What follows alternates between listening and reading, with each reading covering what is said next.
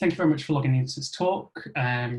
One thing I do need to make clear as I'm going through it is I'm not explicitly talking about sky betting and gaming on the issues I'm talking about here. This is more of a industry-wide level. But to be clear, these things do impact us as well. We are part of the industry. So caveat out of the way, let's crack on. For those of you that don't know me, my name is Sam Smith. I'm a platform engineer at Sky Betting and Gaming, and I've now got a few years experience under my belt as both a DevOps and as working in tech. One of the things that's struck me working as a DevOps is that my role, like even more than most tech roles, is dominated by men. And I quite often think about this along the lines of why are there more women in the role, like in our business, both in our business and the industry as a whole. So as far as I'm concerned, like DevOps is a pretty great job. We get to play with all kinds of cool and cutting edge technology. We've got large amounts of personal freedom to direct our work as we choose. We get to pick the tools and languages we work with. And we're also frequently a source of expertise for others who might need help with their work. You know, so we've got the freedom to learn, the freedom for how we work, and the freedom and the chance to teach others, which to me sounds like a pretty great job prospect. But for whatever reason, we do struggle to both attract and retain women in the role. So I was originally asked by Josh if I wanted to do a talk, and my first thought was, hey, let's do one about monitoring and alerting and how to make sure your services are all going okay. Then I realized actually this is a really good opportunity to talk about something we don't often talk about, and that's like how do we make the job roles we're in more inclusive. And then I found myself thinking, oh, do I really want to be that guy that stands up and talks about lack of women in the workplace? Like, is it going to be tactful? Like, would someone else be better at explaining these things than I am?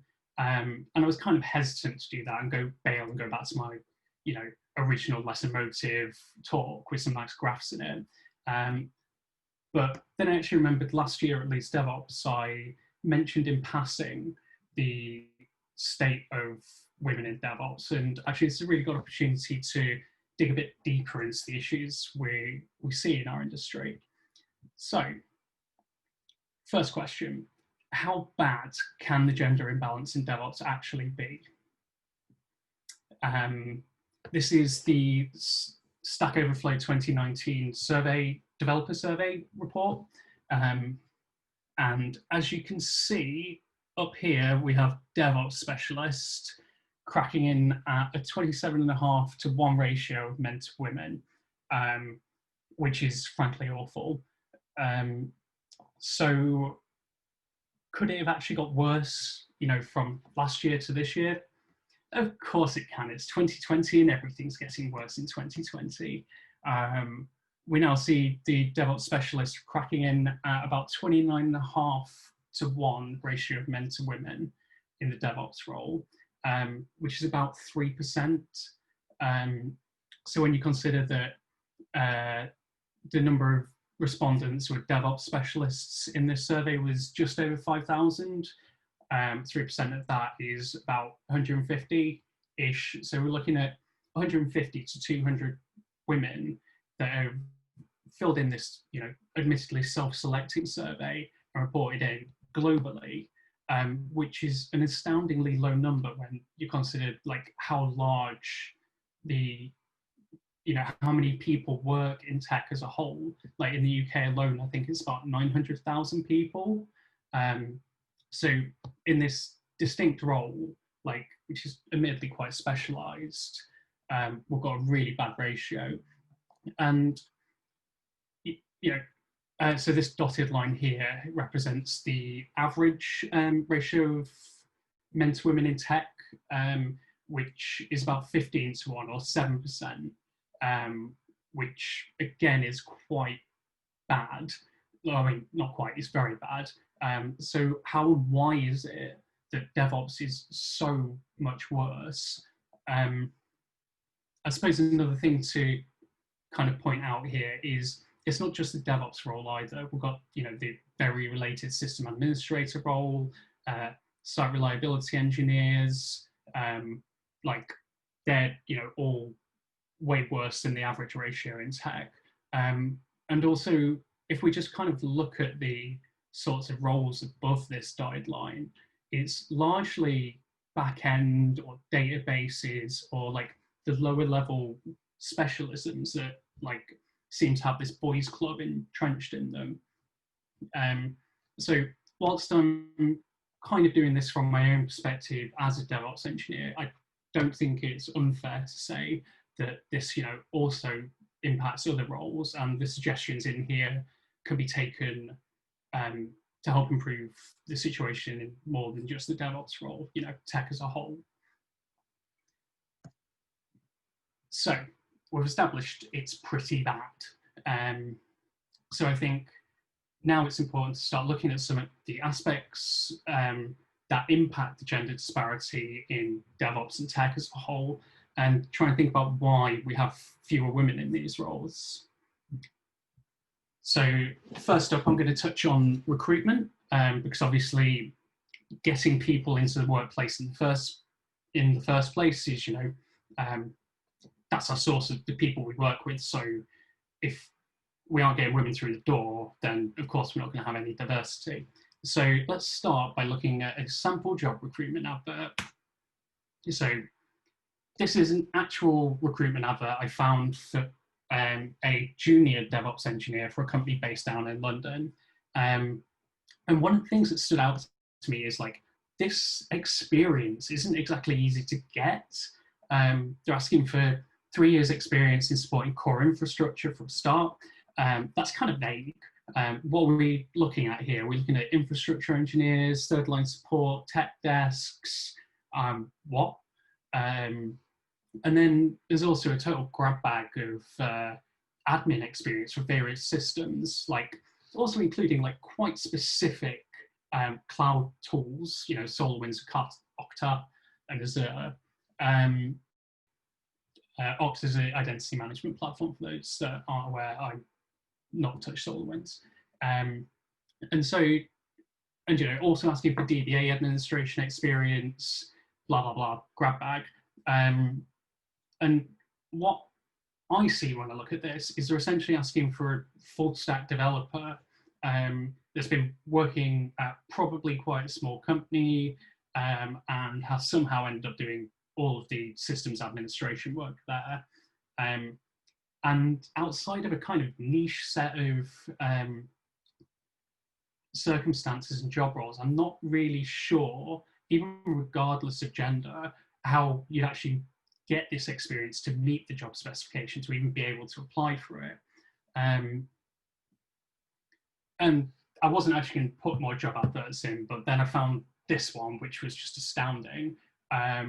So this is a senior role in a multinational legal firm. And honestly, good luck to anyone that is going to meet this experience criteria. Like, it's a complete bucket list of demands. And some of them you're going to be looking at really specialized roles and being quite good at them to even get this experience. And then you've got to be ending up working at a company that is working on all of these things. And, like, I'm just not sure how something like this is going to be getting, well, never mind getting the kind of candidates you want in for your interviews. There's a whole other topic around this on, how do we make recruitment adverts accessible to people, the use of language, the way you phrase them and frame them. I don't really have that much time to go into that. But one of the things I do know, certainly internally, is that SBG recruitment teams are using tools like something called Textio, which is kind of like a gender debiasing Grammarly for like job adverts. And I'd actually be really interested in, hearing reports on how people think that's going, and if that is actually making a difference to the number of the types and number of candidates we're seeing applying for our job roles. So when I said I wanted to do graphs, I have found a way to get graphs into my talk, so I'm happy with that. What we're looking at here is another section of the Stack Overflow 2020 developer survey. And what this is the number of years since someone has first learned to code. So obviously this is a self-selecting survey and there's a lot of caveats that go around with it, such as like self-perceived, when did I first learn to code, and things like that. But I think the important thing is we can see that men, on average, have more experience and have been in the industry longer than women have. We can see that, you know, if we think about the fact that a lot of people won't have actually started coding until their late teens or when they went to university, anyone with like less than 5 years experience, sorry, 1 minute. Anyone with less than 5 years experience is straight out the bag not going to be able to apply for a DevOps role. Like we were looking at that first junior role, we were looking at 3 years experience doing a bunch of stuff. So you know, that's 25% of women and 15% of men straight off the bat can't, you know, won't be able to apply for that job. And we can see how this disproportionately impacts women. And we also have to consider the fact that even if you start coding as a teenager and don't go to university, a lot of recruitment adverts are actually asking for, you know, a Bachelor of Science or related in computer sciences degree. So for even a chance to apply for a lot of these roles, we're looking at people taking on over £30,000 of debt as a, you know, as an 18-year-old to even have a chance of being able to get one of these jobs. And then if we go back to the more senior job application I threw up, like I can't see how you could get that with less than 10, you know, less within 10 years of starting to code. You need a lot of experience to be applying for that role. And we see from that, like over 50% of women, like flat out will not have had the chance to even gain that experience. And then it rapidly drops off, you know, by like the 20 to 24 year mark. So what we're looking at quite a senior engineer here, like there's just very few women that have had that, have been able to stay in the industry long enough to get that experience. So, sorry.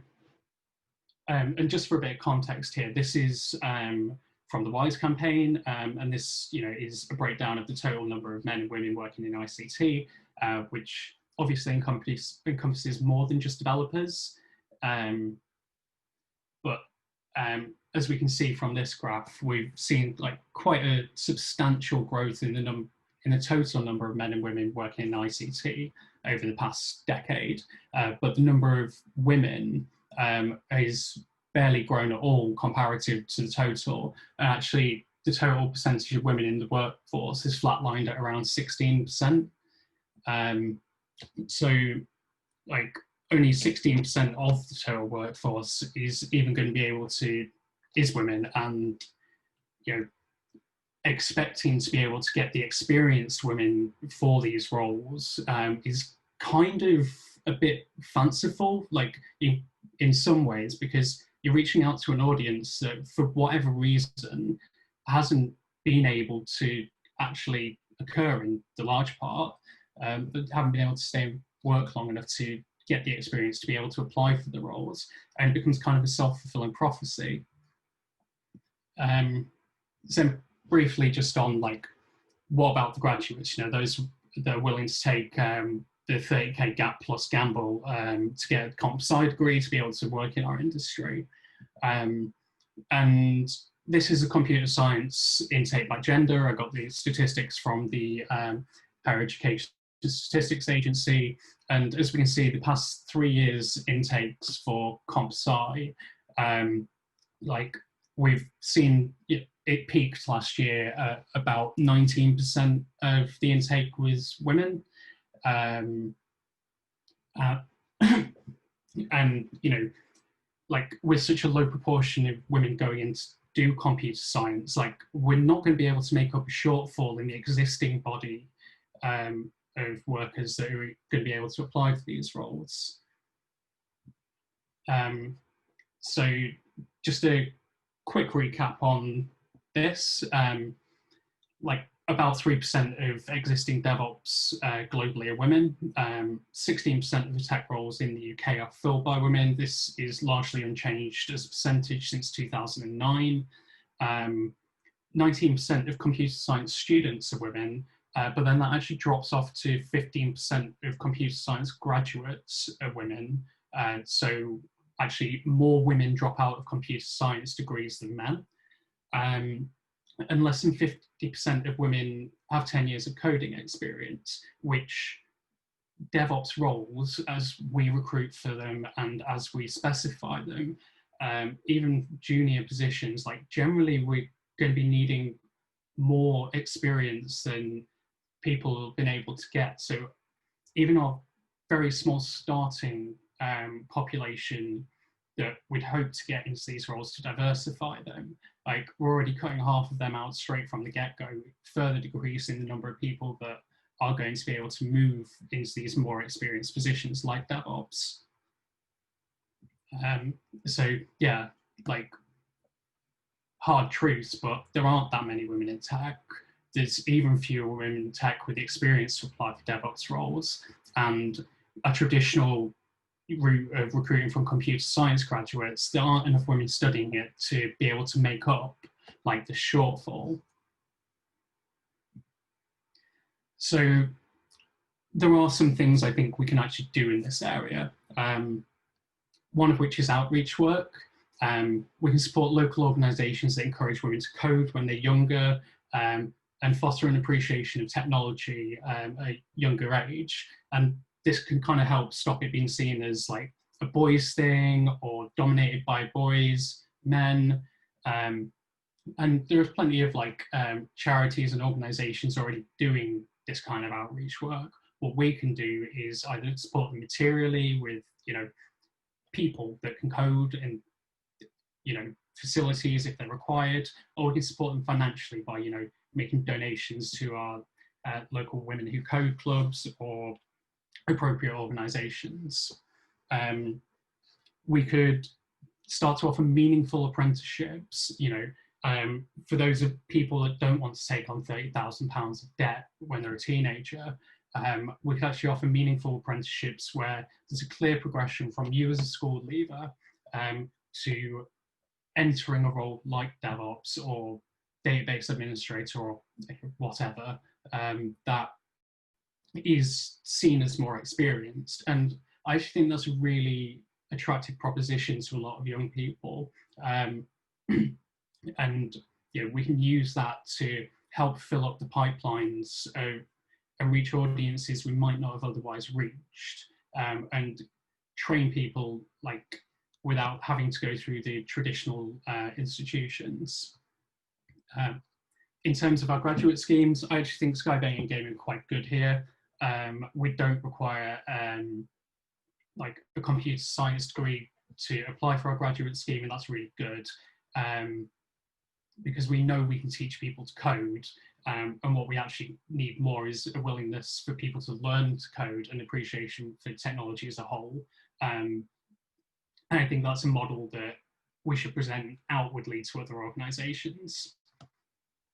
Finally, we can diversify our recruitment channels. We're such a small pool of women that are already qualified in the existing workforce. Perhaps we should look at how and where we recruit people from. Are the recruitment agencies we use, do they have access to the sorts of people that might be interested in working for us? Like, you know, when we put a job advert out, are we actually reaching the women we want to bring into the roles? Yeah, and so obviously this list isn't exhaustive of what we can do in terms of recruitment and filling up the yeah, helping to diversify the pipelines that form the basis of our organizations going forward. But yeah, always open to more suggestions. Second big point, and I'll take a swig of water first, retention. So we can talk all we want about bringing women into the workforce, but as you can see from the graph, like there is a drop off in how long women stay in the workforce, and we have to seriously look at this. So one important topic here is family life. Family plays like a really important part in a lot of people's lives, and if we're serious about wanting to have more women in roles which require more experience, like DevOps, then we need to understand how having a family impacts women and how it impacts their careers, and their ability to progress. So the next couple of slides are taken from the Workplace and Gender Equalities Research Programme, which I encourage everyone to read, and the link's on the slide and I'll send it out. So first up, mothers are more likely to withdraw from full-time employment compared to men after having children. What we can see here is the relative levels of employment for men and women after having children. And whilst the slide indicates after childbirth, my assumption is that this is going to hold true for adoption as well. And what we can see through this is that there's a strong predisposition for women to be working less than men 3 years after having children. Like quite a serious disparity between men and women in full-time employment and self-employment. Women are far more likely to be working part-time or in fact not employed at all. And the advice on the right of this slide from the report holds very, very true. And we'll touch on some of those points in a moment. Secondly, gendered labour market patterns tend to be reinforced in the years following childbirth as employment and earning patterns diverge in favour of men. So what this is showing is like the reinforcement of the stereotypical nuclear family structures that have existed for a large part of the 20th, 21st, 19th centuries, in terms of the working patterns of families, with women more likely to be part-time working or not working at all than men. And we can also see the relative income of those families. So, it's much more likely that after having children, there'll be any kind of equitable share of income coming in through the family. Like it's 69% of cases, like the man in the family will be bringing in the majority, if not all, of the income. So these taken together reinforce the stereotypical ideas of looking after. It's kind of cause and effect, right? There's the stereotypical idea that looking after children is women's work and it's a man's duty to provide for the family and not necessarily care for them. And we can be as enlightened as we want on this, but when men are earning more than women and when men are more likely to be working more than women, this is reinforced, and it kind of becomes a self-fulfilling prophecy. And it also leads to awful situations where women are financially dependent upon their partners and potentially stuck in abusive relationships. The fact that a number of women leave the workforce after having children means it's going to be harder for them to re-enter the workforce at the level they left it, if they can manage to find work at all. I mean, certainly at this present moment in time, we're facing like a serious crisis of unemployment in a number of sectors, which will make it even harder for women to like be financially independent and not be forced into this relationship structure. I would like to also stress that, for a number of people, actually, this situation is okay, and this is a thing they've discussed as couples. And that is also fine. Like, it's for each family to decide how they want their family to be. But it shouldn't be due to societal pressure that things end up the way they are. So things we can do here, we can offer enhanced parental leave. We should make sure and encourage all employees of the companies we work in to take the parental leave. And we should also look at paying an enhanced rate. For the lowest paid in the workforce, who are often women, we should look at the 33-week statutory pay of, I think it's like £151 a week, or 90% of your earnings, whatever's lower. And we should look at raising it to at least £151 a week in, or the majority of cases, or perhaps even paying more, to give people a bit more financial stability and independence. We should make provision for part-time working, rather than allowing people to leave the workforce altogether. We should be encouraging and making accommodation for part-time work available to all roles, regardless of seniority or gender, and encouraging more equitable family life. We can encourage and make provision for remote and flexible working. I mean, remote working isn't exactly in contention right now, but we could embrace more flexible working hours. Do we need people to work 9 till 5? As long as the work is done and people are available at the times they say they'll be available at, perhaps we should encourage and allow for more flexible working hours, and consider a reduction in the core hours we expect of our staff. There's also, if none of these are appropriate, we can offer sabbaticals to people. Workplaces where, for whatever reason, someone's thinking of leaving the workforce due to the burden of having a new family and the stresses and strains that come with that, we can offer them a sabbatical rather than outright leaving, which allows them to retain the link to the workforce whilst they take the time required to adjust to their new family life, and hopefully allows them to come back into the workforce once they've adapted. When and if we return to work, we can think about offering, and should think about offering, creche facilities. Childcare is one of the hardest one of the biggest blockers, both financially and in terms of time, for people to being able to come back to work. And actually, if we're able to offer local childcare for people in and above what is already offered, I think that would be a really attractive benefit to a lot of workers, and would really enable more women to participate more fully, on a full-time basis rather than part-time in the workplace. And finally, I think we should encourage men to take more responsibility at home.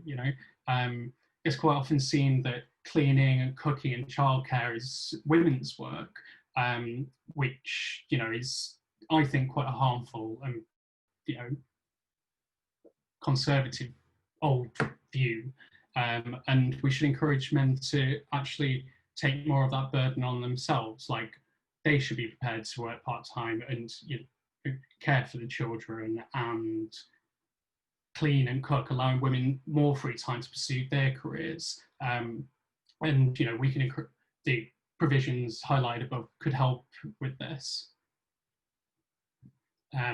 So now for another big issue on terms of retention: sexism in the workplace and society. So this is just kind of my take on some of the issues of sexism that occur in the workplace. It's by no means exhaustive. I'd really encourage everyone to talk in an honest manner with each other, and the female, men need to talk about sexism in the workplace as well as women. It's not just for women to discuss. We all need to think and reflect. I don't need to mention that sexism isn't unique to tech, and that it manifests in a multitude of different ways in different industries. We can see anything from the overtly sexist behaviours, such as the lads' night out strip club, outright sexist comments in the workplace, inappropriate sexual behaviour towards women, insisting female engineers make the tea or do the admin work because, you know, somehow they're not as competent as the men, which is barbaric, frankly, to think that way. And on the whole, I don't actually think we see a great deal of that. Well, I don't see a great deal of that, but I'm sure it does go on in, you know, all places. But there's also, you know, less overt sexism, which is still very painful to people. There's ways of putting women down, such as men claiming women's ideas for themselves and taking the glory, speaking over women in meetings whenever they try and say anything, ignoring women's input into decision-making processes, and this list could go on and on. But I don't think it's controversial to say, like, these behaviours also exist, and this is also, you know, a manifestation of sexism, which we need to combat both in the workplace and on, you know, university campuses, which, as we saw earlier in the talk, you know, there's a fair drop-off in the number of women coming in to study and then graduating in relevant fields.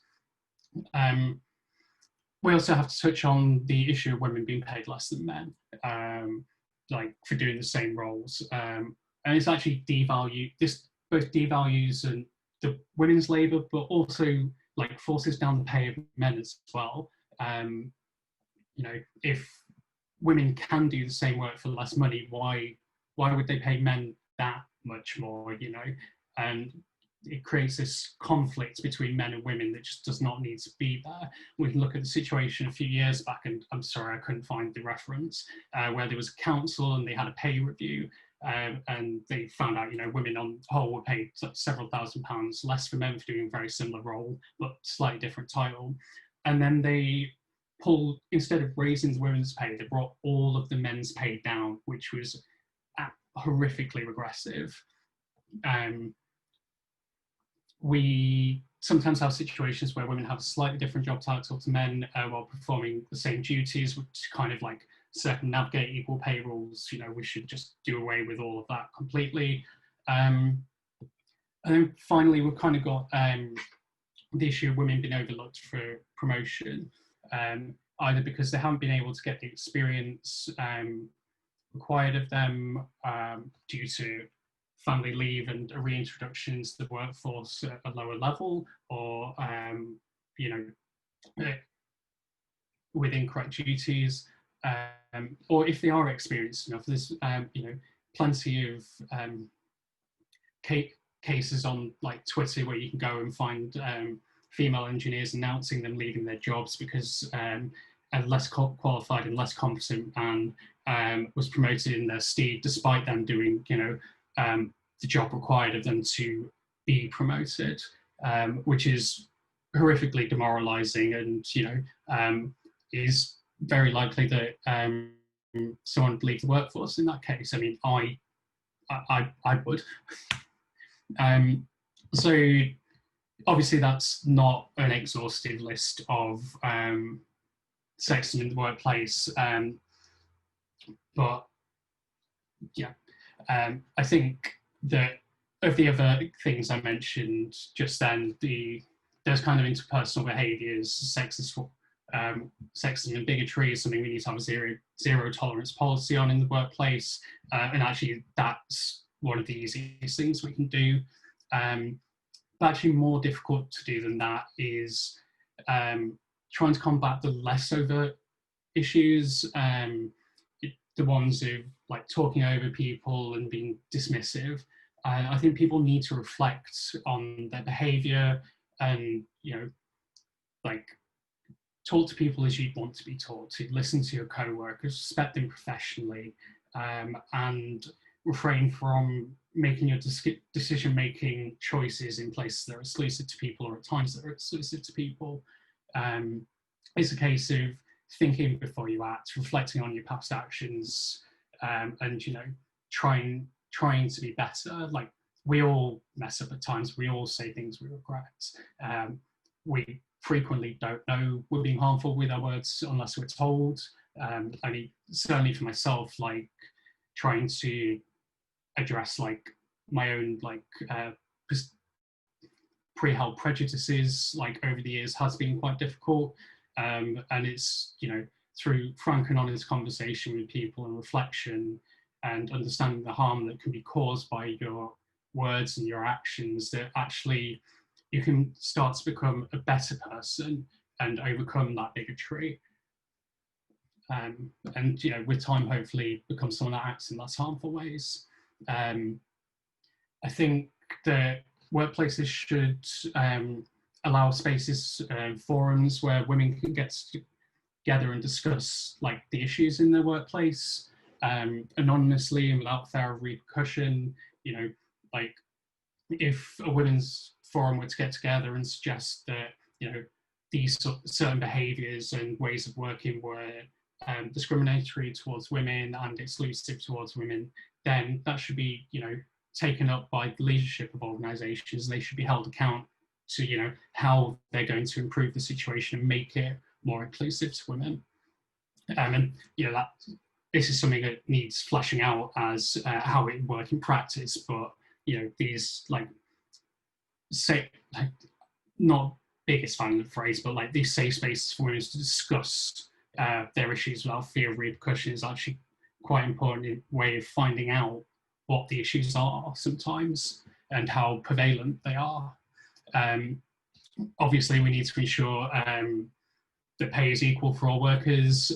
We need to ensure that we're able to progress in their careers after parental leave. And we need policies in place to help them get back to where they were after they took parental leave, and in fact exceed where they were, and you know, go on to higher positions and able to get the experience required to come into roles like DevOps. And obviously many of these things don't just exist in isolation at the workplace. They exist on the whole at societal level. And we need to be talking to other people about the behaviours in the home, in the pub, like, and trying to just encourage people to like improve the way they are and stop putting people down, you know, for their own gain. So I'm starting to run short on time, so it's just some concluding remarks. Again, refreshing, there aren't many women in tech. There's even fewer in the experience to apply for DevOps roles, and there aren't enough women studying computer science to make this up. Sexism exists in the workplace and it exists at home. Sexism and the burden of family life can drive women from the workforce. In general, the policies in workplaces don't address these issues sufficiently. The issues in DevOps role aren't unique, and the steps we need to take to overcome this will in fact help all roles, and it will be hard. But we all have a part to play in changing society for the better and the workplace, and change won't happen if we don't do anything, but there is actually a lot we can do if we choose to do so. And I believe like some of the policies I've presented, you know, aren't just for the benefit of women, but will improve the situation for everyone. And, you know, the old adage stands true: until all are free, none are free. Questions, anyone?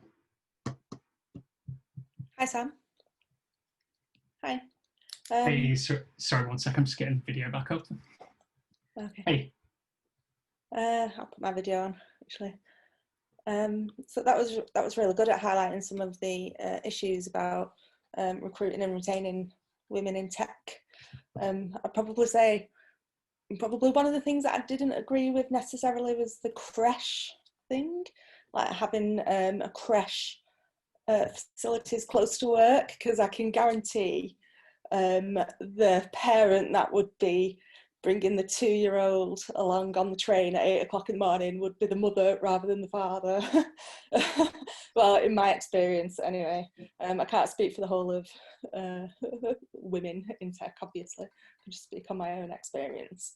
And I think probably from a childcare point of view, I think a lot of people would prefer to have their childcare facilities closer to home rather than closer to work, because if you're off sick, then it means it's like really difficult to then get your child to nursery or whatever.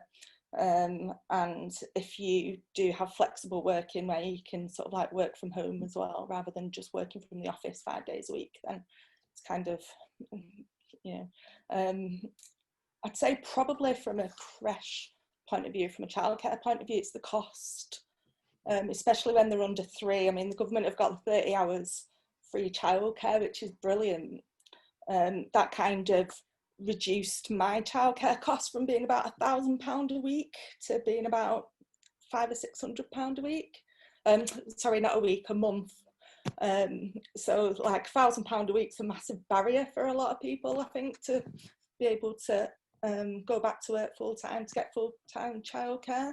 So I think possibly rather than framing it as having a creche close to work, it might be sort of like better to frame it as especially for parents with under 3s. And I'm not just saying female parents, I'm saying all parents really, men and women, because it's not just mothers, is it? It's parents, to sort of like have some sort of like contribution towards childcare for under 3s. I think that would definitely help families be able to get all parents back to work for those who want to go back to work after having children.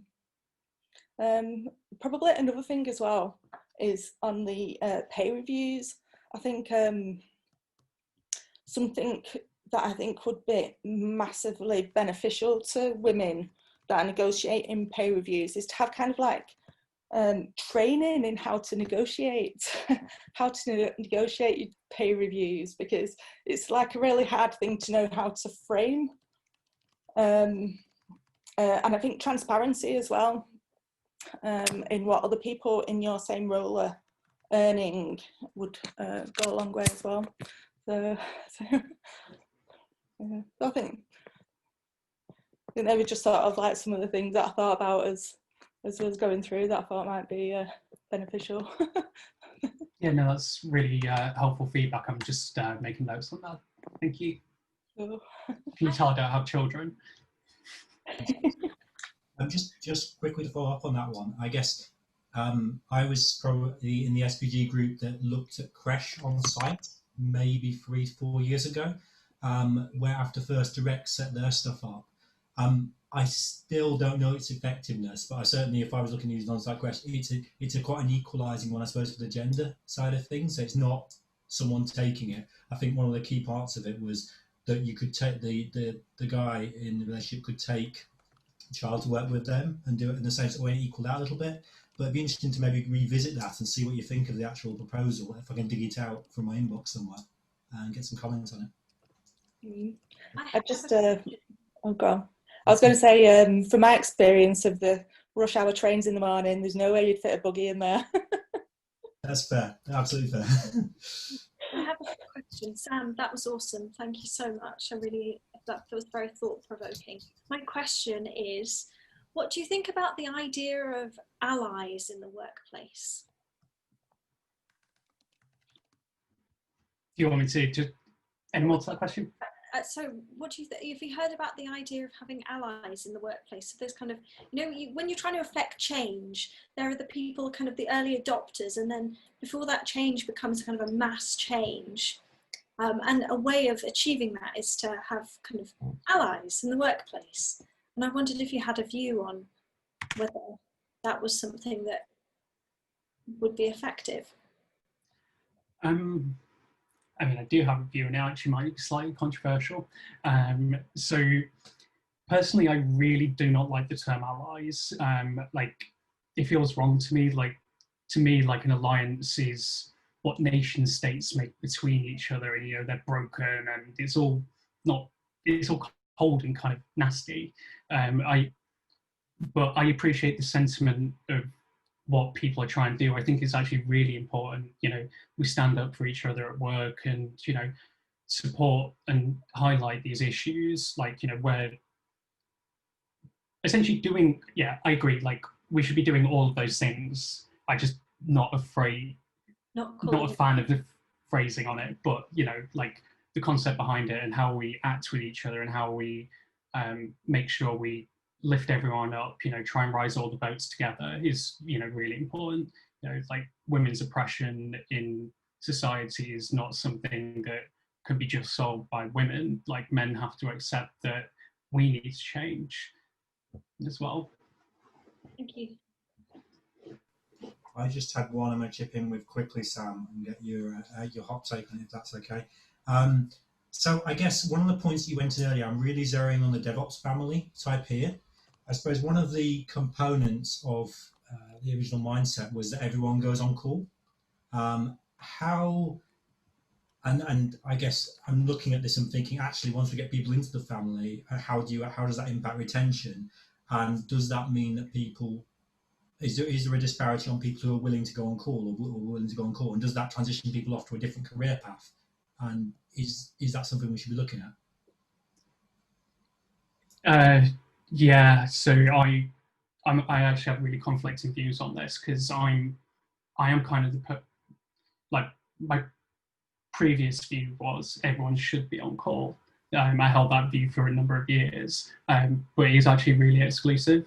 There's, for a number of reasons, people won't be able to do it, and then you end up with, but then you also end up with weird dynamics where maybe people aren't seen to be pulling their weight if they're not on a call rota and things like that. And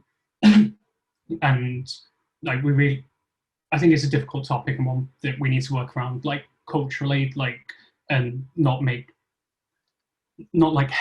on-call engineers heroes. But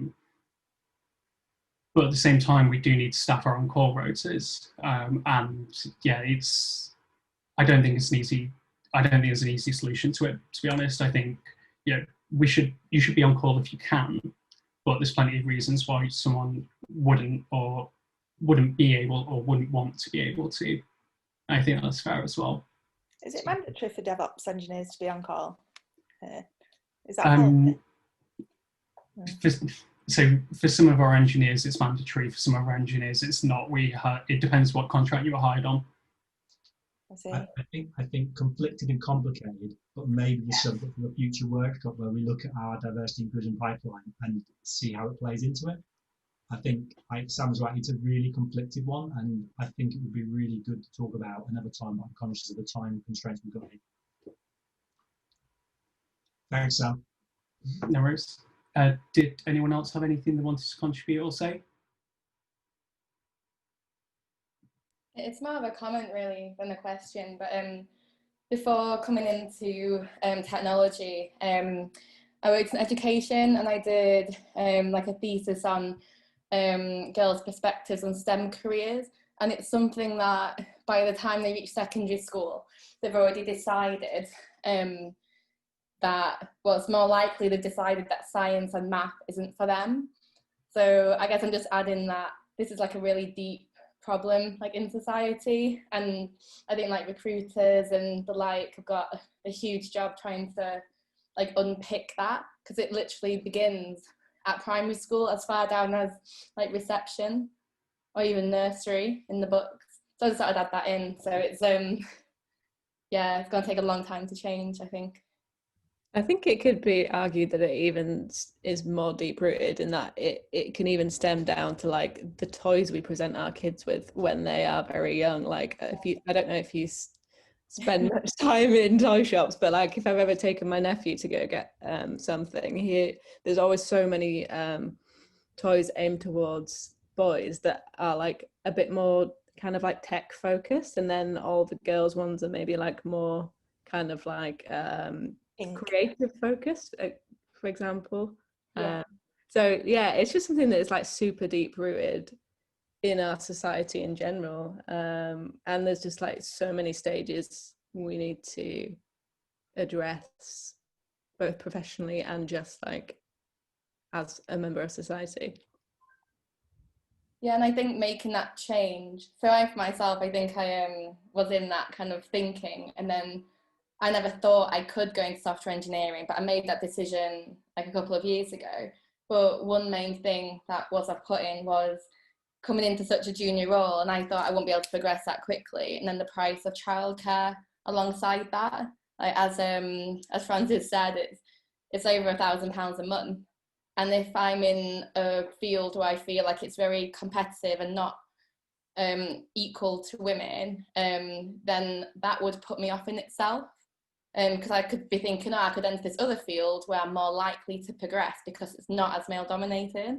So I think it's about why are women making the change or why they're not, if they're already in a career. Yeah, There's just to echo what someone was saying before, there's a really good documentary that the BBC made. I think it's called No More Boys and Girls, and they do an experiment where they try to make the children not go gender free. And there's an example where they dress a baby up as a boy and then as a girl, basically based on like colours and outfits. And the way that the person treats the child is completely different. That's a really insightful documentary. I'll share the link to Josh to share with everyone who attended, because it just shows like how deep this stuff really does go. Yeah, that's great. Thanks a lot, Holly.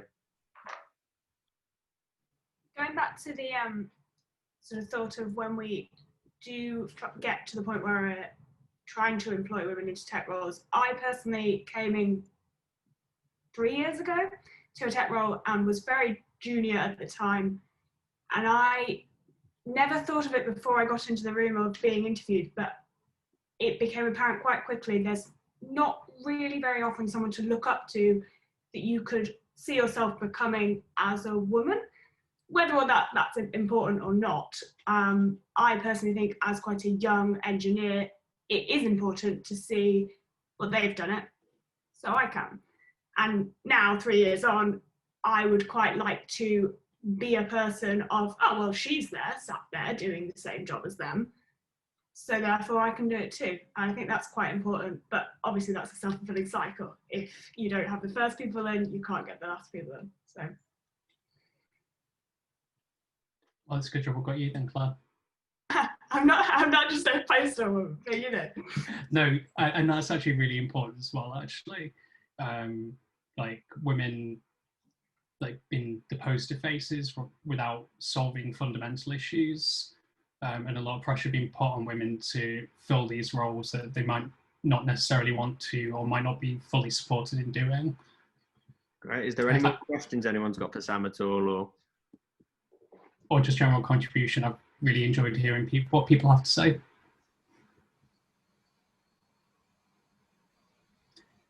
What are you doing next, Sam? What's your next step with this? Well, immediately it's to pack my bags and go camping for the weekend. Next week, let's have a think on some of the things people have said, and start taking seriously some of the suggestions on like how it's a societal problem fundamentally, but we can start leading by example and making inroads into some of the issues. And if we can be seen to be doing that, then I think that'd be really positive. Obviously, as Francis pointed out, maybe some of my suggestions aren't as fully thought out necessarily as they could be, but let's discuss what we can do and like start putting our money where our mouth is when we talk about bringing women into the workforce. Just gone through some of our recruitment stuff about 3 years ago, which includes how I suppose we were trying to increase the ratio of people that came into the workplace. It looks quite dated, but it'd be interesting to maybe talk about some of that as well, and where we've gone wrong, to be perfectly honest, because some of them have gone not the way that we expect them to go. Thanks, Sam. It's been really interesting. I've really enjoyed spending my lunch hour on this. And thank you everyone for attending and contributing. I really appreciate your time.